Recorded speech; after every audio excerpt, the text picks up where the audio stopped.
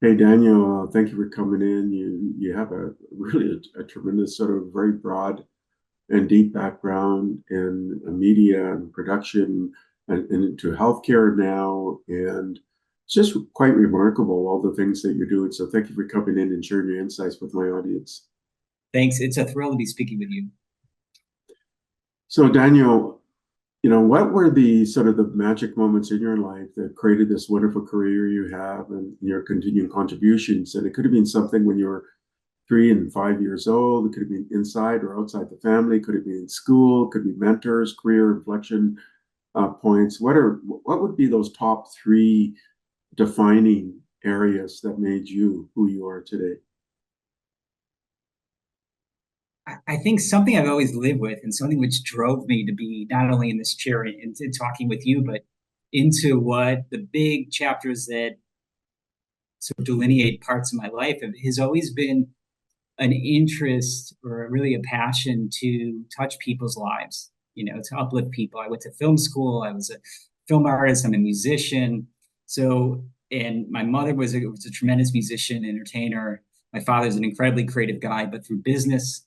And I think I learned a lot from the both of them. But really, it was this just the thing that keeps you up at night, often drives your life and your career. And I wanted to be a part of, helping those who suffer and uplifting people and touching people's lives. And so I initially took a track, which was, going to film school and studying cinema and studying, movie writing and working in that arena. Who would have known that there was so much tech there that was so rapidly and radically innovating that they needed a ton of help. And along the way, since I grew up with computer in the house, right? My little LC 280 and my Apple IIe, I was fortunate to have as a kid. And then I translated. I think a lot of my life, as I see it now, is translating that same interest um, to help people, to touch people's lives, translating that into what I'm doing now, which I never thought, 30 years ago I'd be doing, which is, in healthcare tech. I thought I was going to be writing movies and making movies and sharing what I can give to this world and uplifting people through that, or writing music, as a drummer and pianist. So to me, I don't think the focus has changed. The chair I'm sitting in is different, but I've been very fortunate. I mean, now being crazily involved in healthcare, doing some really, really neat things. I go to bed each night when I get to go to bed, feeling like I'm still pursuing that same path. So let's kind of mine your film and music sort of interest early on. Um, were were you able to really leverage all of that early on into did you produce documentaries or did you get into movie or TV kind of things or maybe in the ad tech the ad space? And then on the music side, was that a hobby or were you part of a band or something like that? So I just want to flesh that part out. Sure, sure. Music, I played. I never played really professionally. I played with a band called Modern English. I played with a revival of that in a New York City place called Arlene's Grocery, which is a fun club downtown. But no, I never pursued it professionally. I just I didn't I would have loved to, but I felt like, wow, can I make a living doing that, right? And filmmaking after NYU and during NYU, like I was interning for producers because they have a great program that facilitates all that. But um, it's funny. I'm in the south of France right now, and I took one of my kids to Cannes in a fancy hotel there yesterday. And I remember being at the Cannes Film Festival. I had a short film. This is 30 years ago, and it was part of a Kodak group where they took a few short films. I had won some awards at the NYU Film Festival, and I had a short film that played in France and big Houston, Chicago Film Festival, a bunch of film festivals in different countries, and they took a couple of groups took a bunch of short films. Mine was one of them to the Cannes Film Festival, and I came to that in '93, and that was really exciting. Um, but I'm here now, and I had basically at that point was a filmmaker. I was an editor, which is an interesting. situation because I loved film editing as an art and a craft, but when I was finishing film school, editing went entirely digital and rapid, right? Because the media entertainment industry recognized that if we can leverage these digital tools, we're going to work faster, we're going to work smarter, we're going to cut our budgets, right? And who wouldn't love to cut an $80 million, theatrical release down to 10 or 15 million, or whoever knows what the scales were. But everyone figured, and rightfully so, that if we can adopt this nonlinear editing, this file-based workflow approach where we weren't having film strips and tapes and things, we're going to work a lot faster. Maybe even creatively, we'll have new kinds of outcomes, right? So as an editor, I was, making creative choices, cutting up film for TV commercials, MTV music videos. I worked on a bunch of corporate films for Time Warner and American Express. So like in New York City, really high-end corporate stuff. And I worked on actually a half a dozen social documentaries as well in New York City, like PBS stuff, ones on HBO. And I also assisted at the time for a lot of releases. Like my dream was to work for Marty Scorsese and Francis Ford Coppola and Woody Allen and Steven Spielberg as a filmmaker. I never did, but I was in all of their cutting rooms, helping their producers or their editors, or essentially helping their projects finish. But mainly on the technical side, which was an early thing for me in my early 20s. I was like, wow, I'm kind of sort of resonating with or connecting with what I thought I'd be doing, but in a totally different way, right? Because again, the cutting rooms were becoming digital, and we were leveraging, really, cutting edge, big Mac quadras and really expensive board sets. And as an NYU intern, I got to work for a company. Robert De Niro had an editing company, and they were renting these systems, and really nobody knew how to use them. Everybody was just learning how to implement them. So you have this classic scenario of new technology, really impactful if you can use it right. Who really knows how to implement it right? And as a young person, me and the folks I'd work with, we'd be at the shop there 2, 3, 4 in the morning, taking these things apart, fixing them, putting them back together, and really aggressively learning how these things worked. And nobody really knew how to use them. So there's a company called Avid, which was a pioneer, which is still around. Now you can buy Avid for $20 a month. Back then, a system that we would deploy was $250,000. And basically, for Avid, I became a certified instructor. I was number 6 in the world. I was a certified trainer or certified instructor and an ACSR certified support rep. And that particular platform leaned on, you had to know a bit about, obviously, Mac hardware, video signal path, workflows at post-production facilities, how to edit, and there's probably a bit more. I mean, storage, because we had these big, giant 9 gig drives. They were really a beauty. 9 gig drive was $3,000, and we'd have stacks of them. And you only had so many SCSI address IDs, right? So you can only have so many of these giant 9 gig drives. You can have maybe like 54 gigs on your movie. It was a great, great big thing, right? Now I got it on my jump drive, for $10. But at any rate, that particular technology embraced so many different aspects of computing, of again, video signal workflow, media encoding.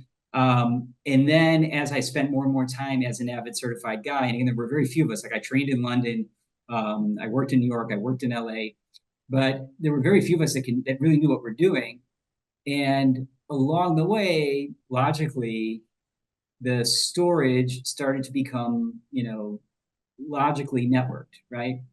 And then the systems themselves became networked, which spun out of a workflow need, which was really, obvious, which was like Hollywood film. Like I worked for a company, a big giant production company, post-production company that had offices in London, Burbank, New York, and Chicago. So I was the director of technology in Chicago. And these guys made Super Bowl commercials, among other things, but like the really pricey stuff. And they would shoot in Burbank and maybe cut in London. And they had to move this data really quickly because, again, everything moves really fast. And so my first project there was data transport acceleration. How do you securely to meet MPAA, regulations, which is like what we do now for HIPAA, governance and what have you, and compliance.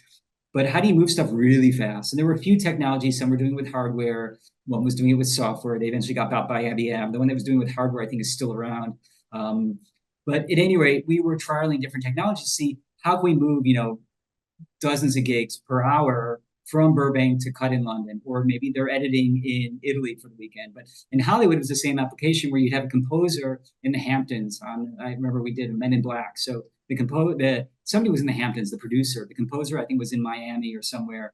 You know, they were shooting obviously in Burbank or Hollywood and who knows on location. But this data had to be moved around securely, and it was big chunks. And then they had to cut on it, and they would cut maybe 3 or 4. They'd have 2 or 3 Avids, you know, in a facility. So they're networking those together so they can move faster.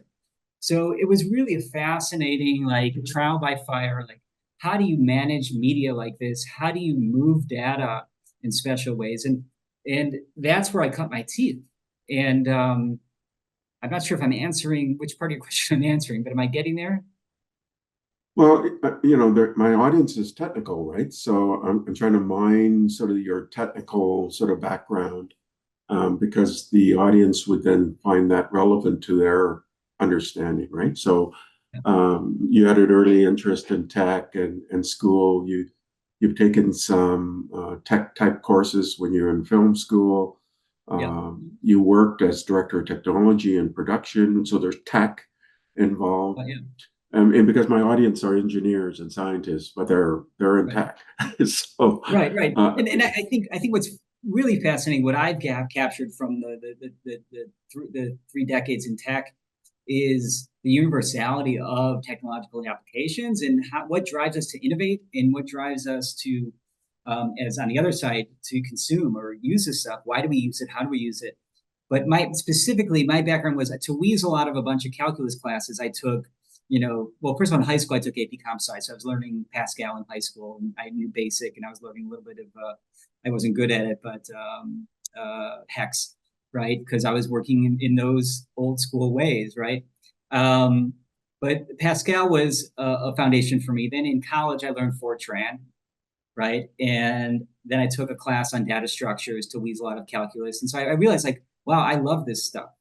And then on my own, I was, you know, A plus certified in Network Plus, and then I was Microsoft MCSA. I forget. I have a few of those, or had a few of the Cisco CCNA, and Mac. I just joked with Apple Server about this. The Mac used to have a thing called ACDHS, which is Apple Certified Desktop Help. You know, these were just little things as a young guy got you work, you know. But the fact is, if you get your hands on stuff and be in a real environment that's leveraging, especially an aggressive environment, like in Hollywood, nobody goofs around more with tech than I think Hollywood or the military, right?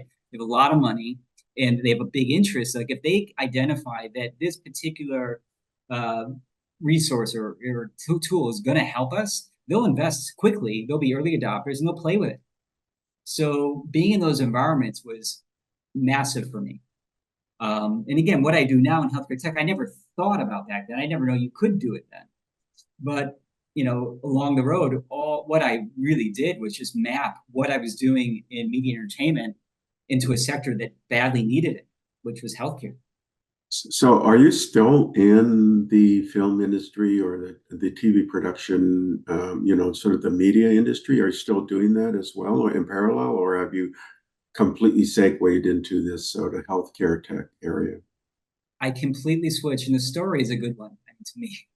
I was working for a startup company.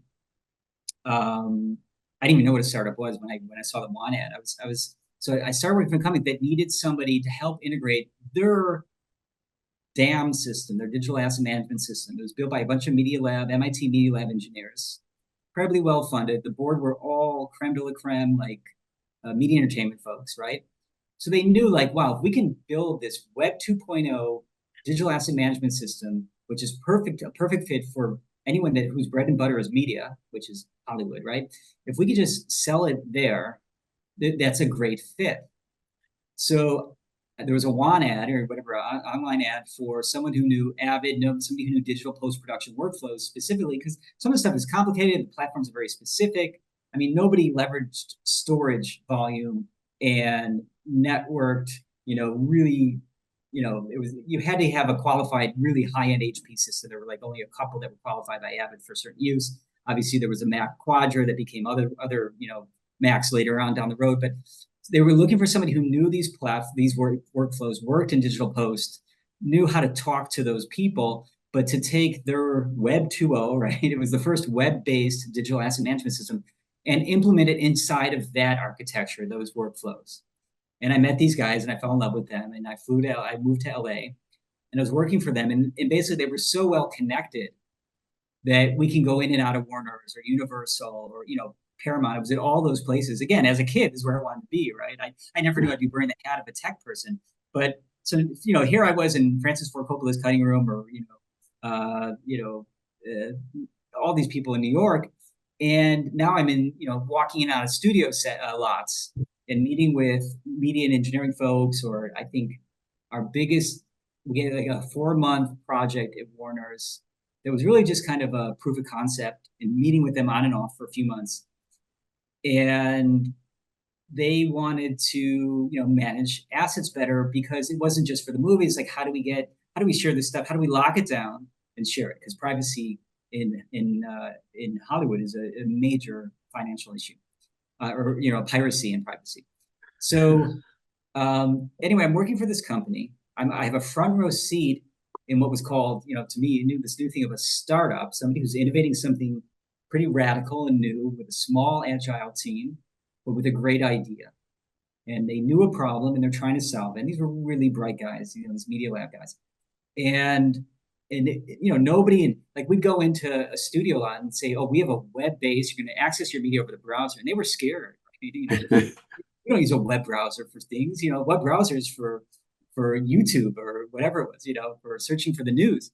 So, but at any rate, what I learned firsthand was, how do you meet the market with a new technology that truly has usability, but you have all those other layers that you have to navigate, which is sales and marketing, pre-sales, pilots, all of that stuff.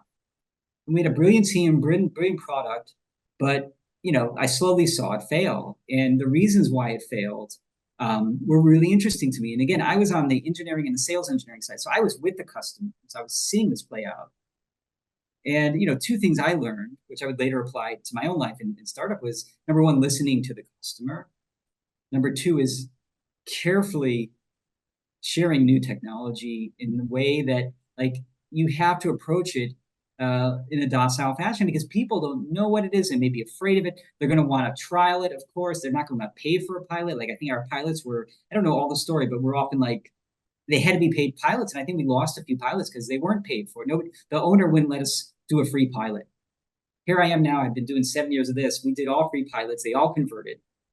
And, what I learned though was, if you can't, regardless of how great your tech is, if you can't bring that customer in, let them understand what you're doing and let them know how it's going to solve a problem and be valuable to them, especially literally in a way of like letting them try it, a new thing. Like, we're innovating in healthcare as a startup with just a, very small investment, yet, our customers are huge companies. And to do what we've done conventionally would have been, I think, on a scale of 10 to 15 times the investment, the cost to develop and deploy and sell what we're doing. So again, it's like, we do all unpaid pilots, right? So I learned that.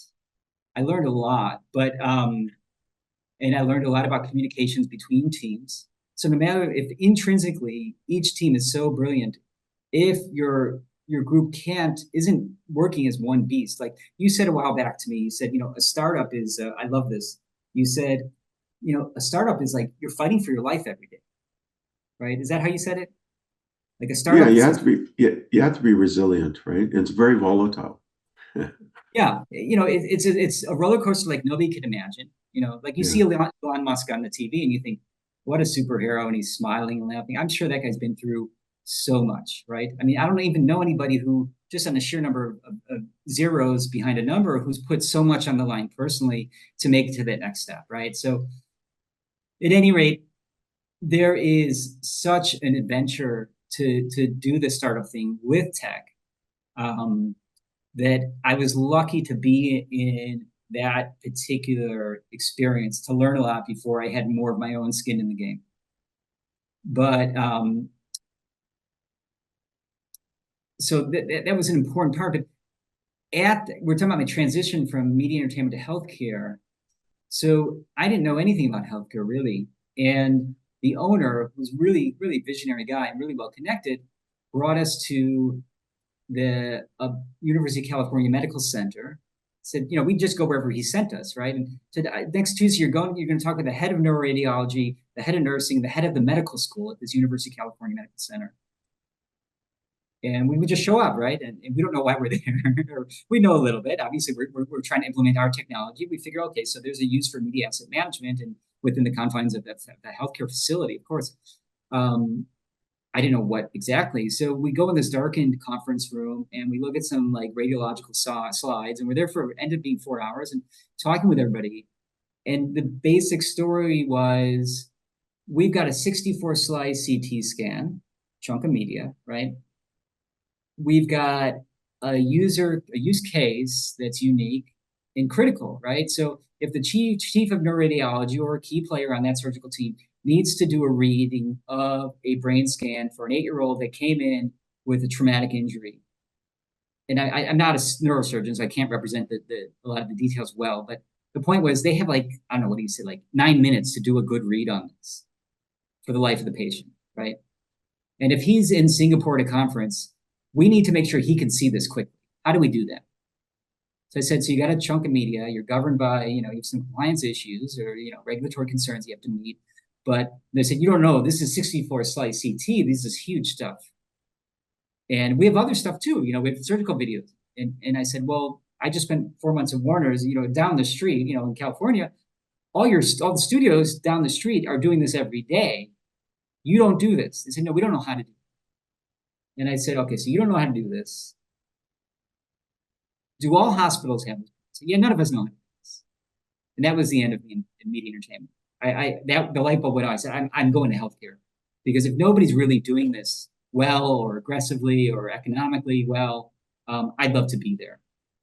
And I knew that deep down it was a great synergy, to work. If we talk about touching people's lives, with film you're doing that, with movies and music you're doing that. It's a long journey. It's pretty chaotic and enigmatic, but with providing a new tool to surgical teams that are using it in real time with patients, bang, I mean, you're really making a mark, and you see it happening. You can feel it. I've been in ORs in Italy, Spain, France, a bunch of places, the US, the UK, and it's one thing to talk, you and I, to talk about healthcare IT, but when you are in the venues, in the spaces where it's being applied, like when you're in an OR at 7 a.m. and the beeps and sounds and it's 64 degrees and there's a surgical team and you can't touch this, and you can't, I once bumped a table without, there are sterile tables and there are non-sterile tables. If you bump a table, even though you're wearing the stuff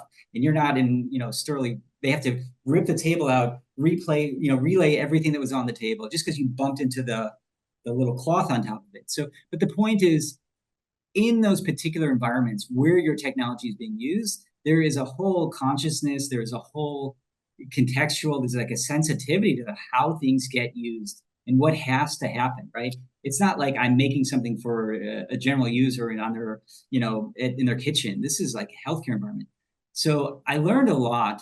But that wake-up call for me was that meeting at that UC Medical Center, where they said, we've got a ton of this data. We don't know how to leverage it. We don't know how to move it. We don't know how to lock it down. So let's kind of go through this journey then. You have this interest in media.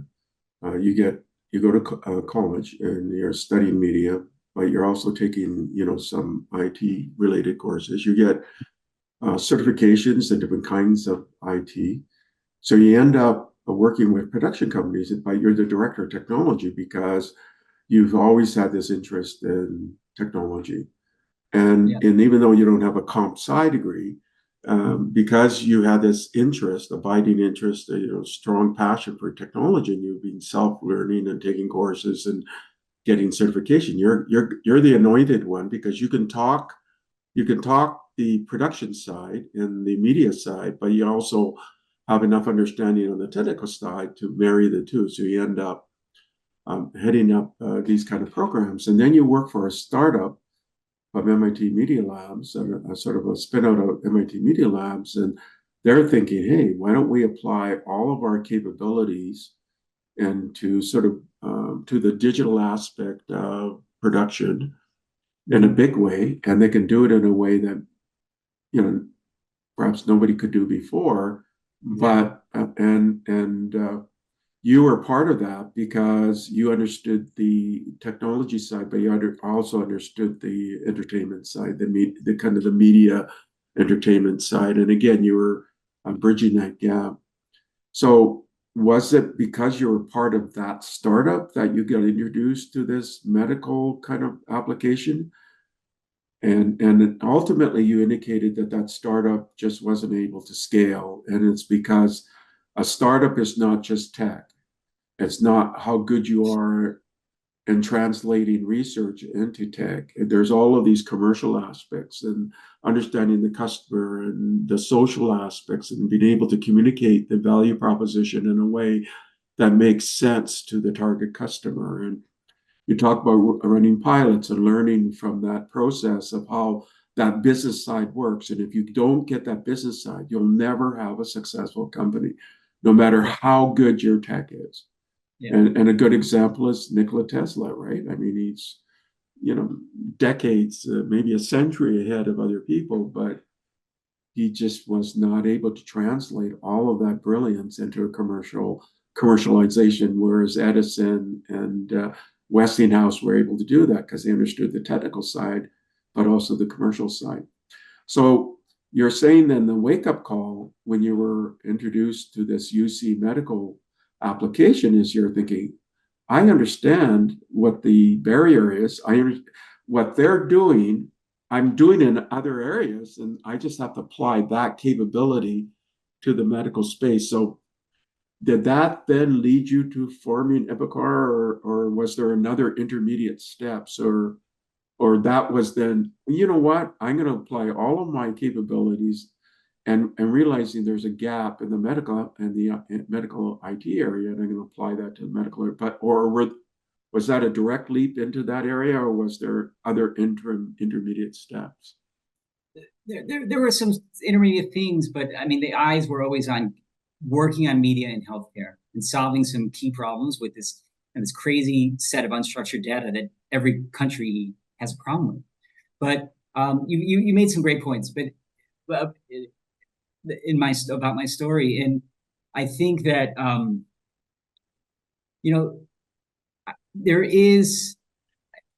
I've learned firsthand that no matter how great your tech is, and no matter how exhausted you make yourself building it, if it's not going to get used, and if you can't communicate and message it and sell it, right? If you can't prove its value, and then sustain a market, a smart marketable approach or marketing approach, it doesn't matter, right? And so there's a huge people aspect, right, of everything we do. I think with technology implementation or tech innovation. I mean, I think being with that startup in LA I was with the people using it.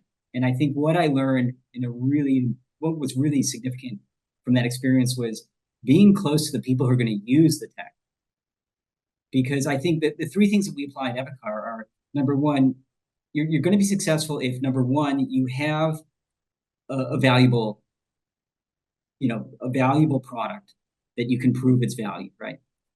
Number two, it's easy to use or pleasurable to use, right?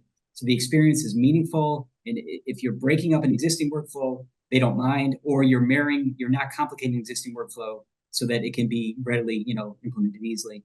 The third thing is you have to care so much. I mean, at the cornerstone of everything is caring and having a dedication to the users or your customers' success.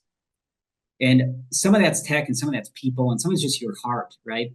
But what I definitely saw was like at NBC, they would say, we'll buy like 50 of this new cool thing. I mean, I don't know if the budgets are the same now as a few years ago, or the outlook is the same, but we'll buy 50 of these new, media encoders or whatever it is. If we don't like them, if nobody likes using them, we'll throw them away and buy a different one, right? So in other words, if people can't use your stuff happily, no matter how valuable you can try to prove it later on or down the road, it doesn't matter. And I learned that firsthand. But transitioning into healthcare did, truly leverage everything I ever learned in tech, especially on the digital media side, because we're working with media now in healthcare. But everything I learned, like even though I didn't have a comp sci degree, like I would read books on the TCP stack, right? To me, like I tell this to my kids who won't listen about it, but I think to know the TCP stack is like, it's like if you were taming a lion, you know how that lion thinks. Maybe I'm goofy this way. I think the OSI model, the TCP stack, I mean, our biggest issues ever are, networking concerns, right? Why isn't the media coming through with, at this bit rate, without loss or drops or latency, and, looking at those issues because we're moving media. So we're all about, on the troubleshooting side, how does a packet get from here to there and what can be an obstacle for it? So to me, if you're going to work in tech and media, knowing those core pieces is so great. There's like a 700 book I remember I bought on TCP, which is like crazy book that I just read on my own. And yeah, I mean, whether you never talk in terms of frames and headers so much with customers or even when we're building stuff, but I feel like everything I learned along the way, whether it was Cisco, routing or Cisco iOS or ins and outs of Microsoft OS, right? Which, because every healthcare computer is a Windows machine, right? Nobody's on anything. We work on Chrome and Edge, and everywhere they're going to use Edge, right? On their Windows machines. So all that stuff came into play. And then like a goofy thing I did, I was working, you talk about like along the way, like I said, you know what, if I'm going to really work heavily in tech, I should learn some more. So I worked for a company that did break fix at the corporate level, but a lot of networking troubleshooting and then a lot of little, break fix stuff. And something that I learned in Hollywood as I got to healthcare was, besides continuity of technologies, right? Whether it's regulatory conformance and compliance, or the fact that you're working with big chunks of media, there was also a continuity of environments. I mean, and in Hollywood, you have difficult personalities typically, right? And high unavailability. You can only get somebody's attention very rarely. And then in healthcare, you've got surgeons who are, to me, the most profoundly unavailable people. Unavailable meaning they're really busy. They have tight schedules, like you do. And, but these are people that it's hard to get their attention. And when you have it, you got to tell your story quickly and everything has to work really well. So the point was, I felt like I transitioned from media entertainment to healthcare, and there were a lot of similarities because of the personality types and because of the critical needs. Nobody's dying if there's a problem in a cutting room at Warner Brothers, like on a patient, nobody's getting hurt in an operating theater. But on the other hand, people in Hollywood don't sleep. Like if you're on a theatrical, you're going to start your film in digital post on, June 1st in 2024. And you're not going to really sleep well until the international theatrical release, maybe 18 months later or whatever. So these people have critical timetables too, and it may be $100 million picture, and you've got a lot riding on you. So there's a similar set of pressures and a similar set of complicated personalities, or just profoundly unavailable people that are just really busy. And I enjoyed those parallels or that continuity. But again, working at like a classic break fix environment where I was just being sent out to fix a network issue, or, I was young, I was doing, corrupted OS or, little things, broken, whatever it is in the office place. But the point was at that company, one day they said, we're going to have you go learn VoIP. And I love new tech, so sure, but I'm learning this. So I flew to Orlando, took a 5-day class on Cisco VoIP, which was a big deal back then in the 90s, right? And we're talking about if you can ping it, you can ring it, and how voice packets move, and codecs and compression. I said, this is kind of cool stuff, but and I'm happy to learn it, but I'm never going to need this. Well, I now work in WebRTC, which is an outgrowth of all of that. If I hadn't learned that, I wouldn't have been able to do what I do now. So I think one thing I've really embraced, or really kind of been fortunate for myself, is anything I learned tech-wise along the way, in this place I'm at now with this company I've been at for 7 years and doing healthcare tech, everything's been valuable. I mean, valuable on a low-key startup way because I can't afford all the people. Okay, so let's what was the decision point then? So you're saying you've been doing this for 7 years, um, but you don't necessarily have relationships within all of the entire medical system. So Yeah. if you do a startup in the media space, right, entertainment space, you've got relationships. You met all of these different studio executives, so you have a relationship, and then you're hopping into an area where you don't have relationships. So what was that thinking like to say, there's a problem in the healthcare space? You know that you can bridge that problem with some solutions because of the experience you have. You Yeah. came into a startup where you could see real time what the need was, Mhm. but it's a pretty big leap to go into that space if you don't have those relationships. So let's get into that company formation and Sure. why and what was that decision process like? What was that due Right. diligence process like? Because that's a big commitment, and how did you finance that initially? Did you have independent wealth and you could finance this on the early stages when you're creating your MVP package of how Mhm. this is going to work? How do you scale that? What's Yeah. your go-to-market strategy? What was that thinking like at the very beginning to even say, I'm going to enter this space? Yeah. No, that's a great point because in a way, it's going from TCP, UDP networking to social networking, right? Because you can't sell anything if you don't know anybody, and no matter how great the product is, right? And today, people don't even return emails, right? Maybe they'll return WhatsApps, right?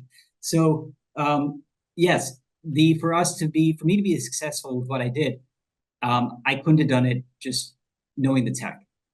And what I did first, transitioning out of healthcare, was actually I was on a plane trip with a couple young guys from Aon, and they were talking about how at construction work sites that they insure, they have theft of products that are sitting around, like cabling, like thousands of dollars of cable on spools and stuff. And they need insights in real time into what's happening on the work site. And I said, well, why don't you capture that in real time and put it in a digital asset management system and make that shareable among stakeholders? And this can have a lot of value and probably cut a lot of your loss, enhance productivity, and just give new business insights. And they love this idea. And that spurred what I did first, which was like kind of no budget, no product. I OEM'd a digital asset management system, which was also cutting edge. It was flash based. They were on the West Coast. And I said, all right, I built a company, I built a website. I said, let's innovate in the AEC space, architecture, engineering, and construction. And I became a member of AGC, which is the biggest union or biggest trade group in the country in the US, which is the Association of General Contractors. They're all over the place and they're huge. And the main groups are all the big contractors that build America, right?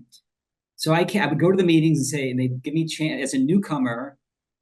Since I paid for the dues, $100, they'd give me 15 minutes to talk about what I'm doing.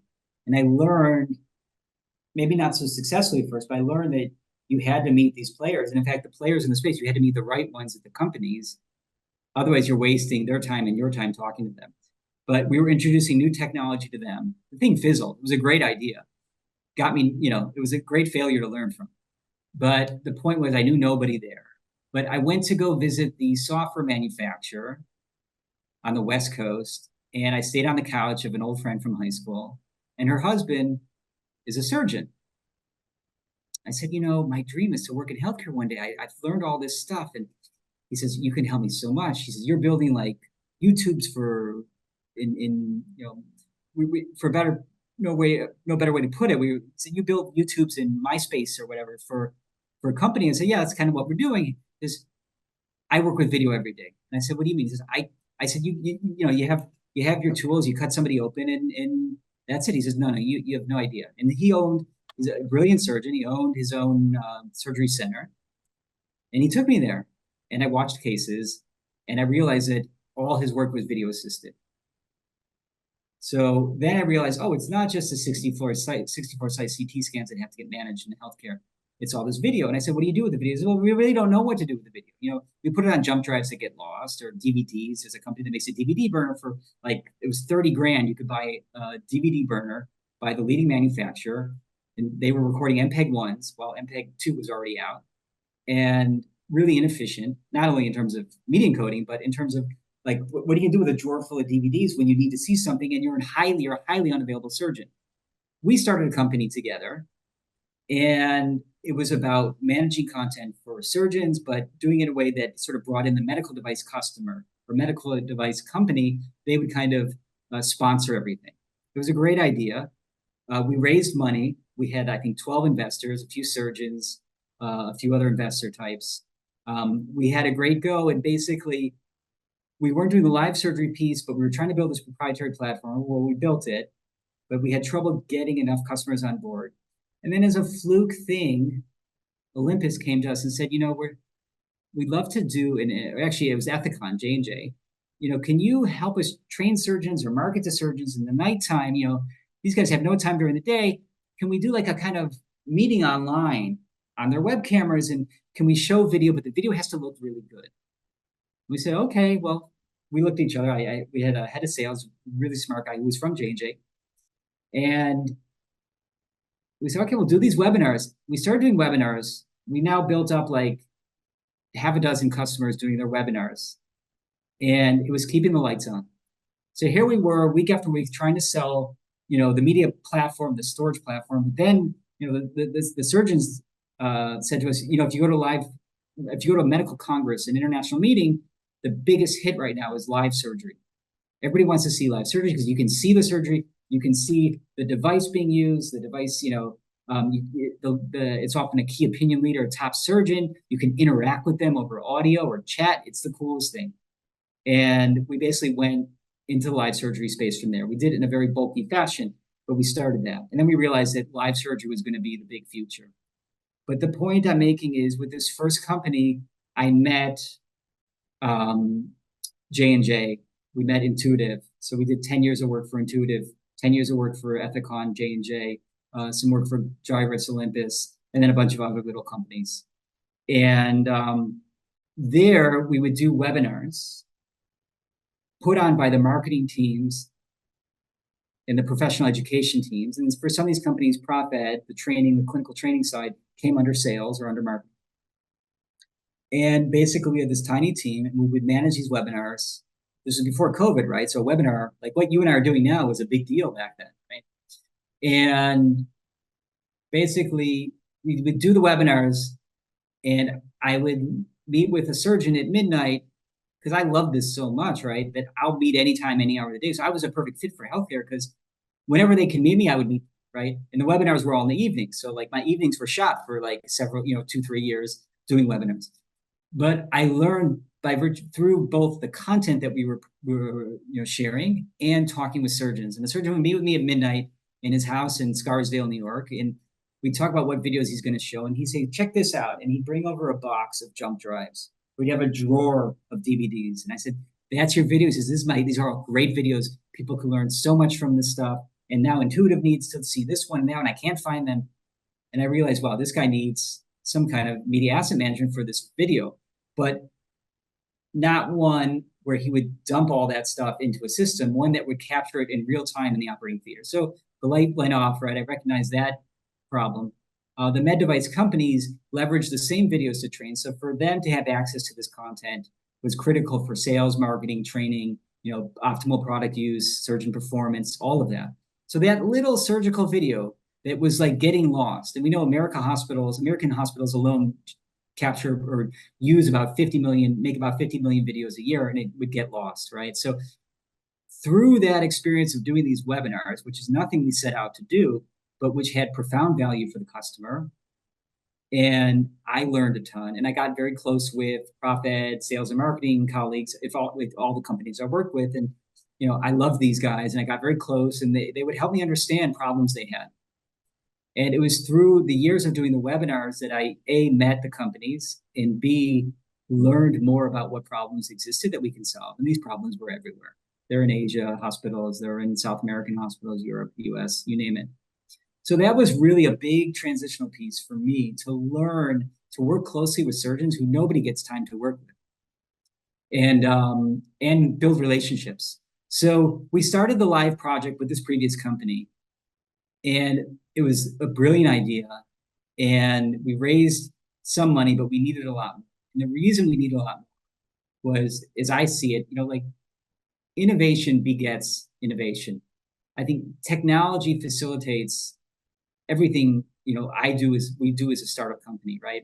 If it weren't for, well, that's a later part of the story, but right now I was traveling, putting in Cisco security appliances at Equinix data centers. So we'd buy a $4,000 rack mount, Cisco 5505, which you could get on eBay now for $60, right? $4,000 router appliance. I traveled to a data center, put it in there, right? And you have to update it, right? To make a global private IPTV network, right? So we needed so much money to do that. We approached a media encoding company, and they re-engineered that, made it medical grade. They put it through a TUV 60601 process for us. It was this huge, well, relatively huge thing that cost us about 10 grand or 11 grand to buy. So next thing you know, we assembled a product which did kind of it did what we wanted, but it was very complicated, big real estate, and just to maintain it was so expensive, right? And it's a long story, but we never raised the money we needed to survive. We had the webinars, but we really didn't want the webinars. I mean, it was great for the customers, and it kept the lights on, but weren't really doing what we wanted to do, and it didn't seem to be a future. So eventually we closed down that business. We had a great opportunity at Cleveland Clinic. It fell through, and we had VC lined up, and they said, if you close this thing at Cleveland Clinic, we'll back you. And it never happened. The Cleveland Clinic thing, we made it after 2 years of meetings, and it didn't come together. Again, I learned a lot, but unfortunately, it just didn't become what we wanted. It was just too hard to maintain. So I stopped that. We shelved the company, and it was not a happy time. But I then took a trip to visit a friend, figuring out what I was going to do next. And I'm on a plane flight back from Italy, and I'm sitting next to this young developer from Romania and his girlfriend. And, Romania, Belarus, Ukraine, it's a lot of great dev work that's always been going on there, right? And he's telling me what he does, and he's building real-time chat portals for customers, right? He's building real-time chat, and I said, well, how do you manage, how does it get delivered? How is it secure? What's the quality? I said, it seems like flimsy and a joke. He says, no, this is called WebRTC, and it's taking over. Right now, here I'm a guy that used to install security appliances at data centers that we paid $4K for the appliance, and I think $3,500 a month to Limelight or somebody for the service, right? And this guy's saying, well, this WebRTC, you don't need all that anymore. And in fact, by design, it has to run over TLS 443. So it's going to run, AES 256 no matter what, or it fails, or it just shuts down, right?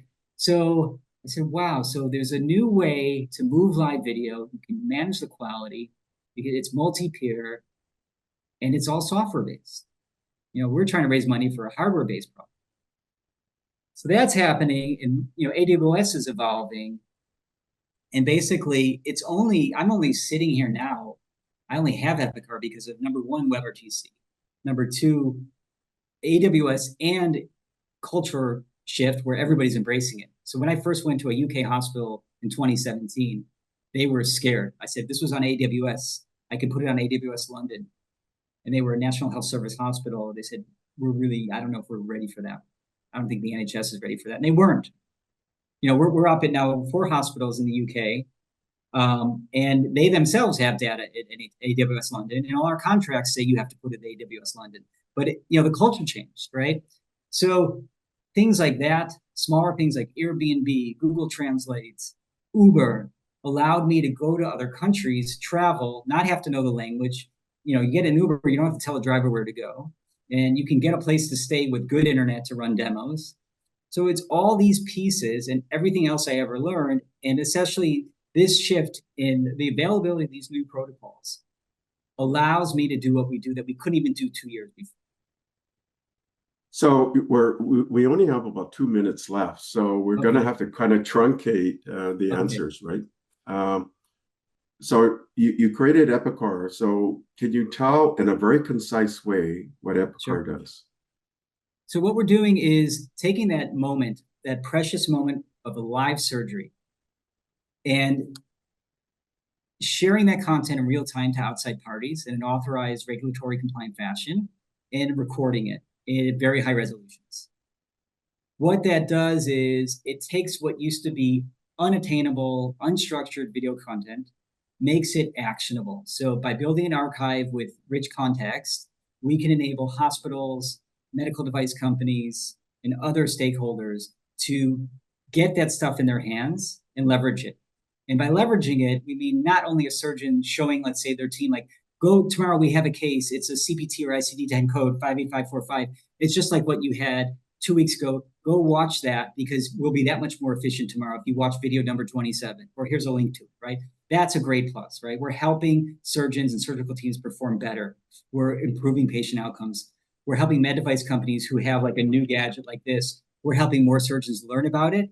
We're helping surgeons, like we're working with a group in Ethiopia who just learned laparoscopic new techniques in Luxembourg, and they can't fly to travel. So they're going to have remote parties watch them work and teach them and be over their shoulders. So we're enabling new ways to train and learn in real time where there are no physical boundaries. We're doing it on a system that is utterly simple to use. And the whole thing goes in this little bag, right? And the whole thing uses commodity hardware we get on Amazon. So at that, we're like half the price of our competitors, but really easy to use, well supported. Because again, to me, the heart of it isn't it's not really your technology; it's that you care that people are going to be happy and successful using it. And these people are surgeons with a lot on the table, right? With a lot of risk and a lot of other concerns. Is not the tools you're giving them. So you have to have something, profoundly simple to use, and that will have impact. Right. So what you've done is you've leveraged all of your media digital expertise to take that into the OR with a complete sort of studio in a kit form that uses commodity products, so it's really inexpensive and yet produces high quality video, and then you can share that globally in a compliant way, and therefore improve healthcare quality, hospital insights, surgical performance, and so on. And then because you've got all of this content captured, then you could apply AI for it. So that could be a way of accelerating on the kind of the diagnostic sort of or improvements that because you're seeing Yeah, you got this sort of unlimited amount of data coming out, yeah, and because you commoditized everything and because you put this video kit into a bag that can be deployed easily, then it's consumable by anybody in the world, right? So that's your value proposition is cheaper, and you're applying all of your background to do this. And so there's only time for one more question then. And then what would your recommendation be to the audience or a question you want to leave the audience? I think learn the TCP stack, the OSI model. But I think for a technical audience, I think understand that what you're doing is going to be in somebody's hands, and they're obviously not technical, and make sure that obviously it solves a problem that they have and has value they can see and they can perceive and feel quickly. But also, I think a lot of what we do is it's so much tech. It's so much tech, and tech facilitates tech, but it's about people, and you're ultimately it's a people thing. But loving tech and having a great way to implement stuff that works really well is incredibly fulfilling. I can see all the sort of narratives, the mini narratives that lead to the big narrative, and that is Epicar and what you're doing with Epicar, and you got clients around the world, right? Yeah, yeah. I mean, for a little tiny agile team, we've been in 9 countries, but right now, I mean, we have some projects that were just kind of one-offs, but we're across Europe, and we're in Germany, Italy, France, Spain, the UK, different parts of the US. For a tiny little company that is doing something that is really disruptive and really really just a sort of simple way of doing things that I think because we care I think that's what's impacting the most. I mean, So- it sounds kind of silly, I guess, but I mean, to me, it's still a people thing. It's a technology that it's in the hands of people. So thank you for coming in and sharing your insights with the audience, and just a marvelous background, and again, continues your journey of contribution. Thanks. Great to speak with you, Steve. Thank you for listening to the Brand Called You videocast and podcast, a platform that brings you knowledge, experience, and wisdom of hundreds of successful individuals from around the world. Do visit our website www.tbcy.in to watch and listen to the stories of many more individuals. You can also follow us on YouTube, Facebook, Instagram, and Twitter. Just search for the Brand Called You.